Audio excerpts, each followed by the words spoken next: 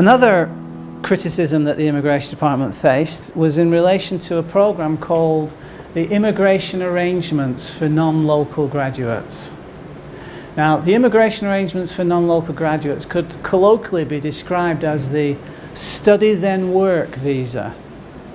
Because the way this system works is that if you graduate from a Hong Kong university, then within the first year of you having graduated from the university, they will give you, as a fresh graduate, a no questions asked 1-year working visa that allows you to come out of your studies holding a student visa into the workforce without an employer. And that first year as a fresh graduate under this program gives you the opportunity to transition from student life, get yourself inculcated into the working environment of Hong Kong, get yourself a job, feet under the table, and now you can make a productive contribution to Hong Kong. At the end of that first year, in order to get yourself an extension, which is for 2 years, you have to have essentially a job. And you have to demonstrate to the Immigration Department the compensation that you're getting is broadly commensurate with market rates, and it's the type of work that you do as a professional. And it needs to be, in a sense, correlated to the education that you've had, even though it's very sort of broad in its constructs. The problem was that during the audit, the Immigration Department looked at how the Audit Commission looked at how the Immigration Department were administering this program, and they found quite a few anomalies, particularly in terms of high-risk Chinese national applicants. This program is used a lot by mainland Chinese who have been studying here and who then want to continue to live and work in Hong Kong. And the Immigration Department were not going through the correct diligence in assessing the quality of the qualifications and the experience that people had when they were shifting from a student visa into an IANG visa at the time of their first extension. And the Immigration Department were criticised because they felt that by relying on the qualifications that were submitted for the purposes of university entrance and not double checking some of that information that formed part and parcel of the consideration of the continuing permissions to work at the first extension under IANG, that there was potentially the risk of those documents being potentially fraudulent. So they were criticised about that.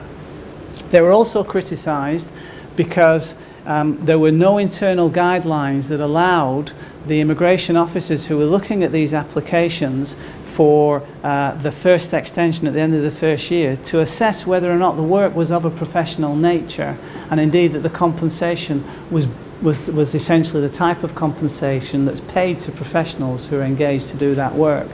And the Audit Commission report specifically cited an instance where one individual was given a visa to do a job that essentially a 16-year-old could do, and that the compensation, whilst typically expecting to be in the 15,000 to 16,000 Hong Kong dollars a month rate, in order to satisfy the criteria for compensation that's broadly commensurate with market rates, was in one instance approved at 9,000 Hong Kong dollars.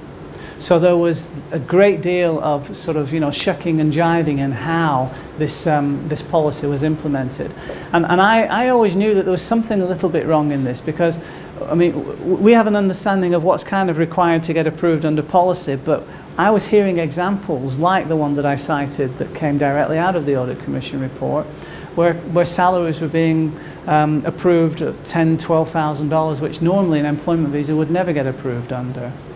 So now, as a result of the Audit Commission's findings and their recommendation, they're tightening the control over supporting documents under this particular program, but we're also seeing, as a general theme, a tightening across the board in terms of the quality of materials that are submitted in support of an employment visa application.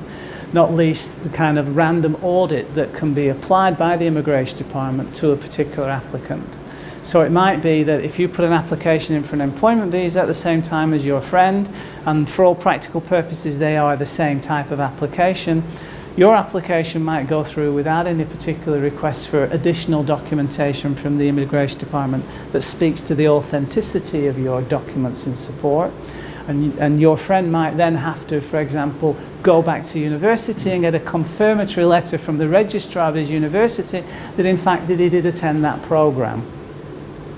So this is a tightening up that is generally coming into play across all of the employment-related categories, even though it was initiated as a result of the immigration arrangements. For non-local graduates, criticism, there's no good reason, essentially, not for the Immigration Department not to apply those rules more generally, and that's what we're starting to see ourselves. Yeah.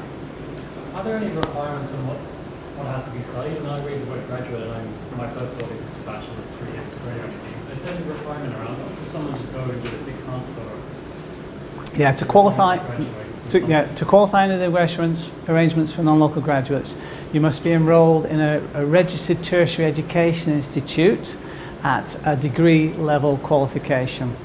So this is a great program if you, for example, if you're 22 years of age, you've come straight out of university in the US, and you come to Hong Kong, you do an internship for 3 months, you get a training visa for an internship, and you fall in love with a place and you go, I want to stay. But actually, if you are looking to get an employment visa, you have to be a university degree holder with at least 2 years post-graduation working experience in a managerial or supervisory capacity.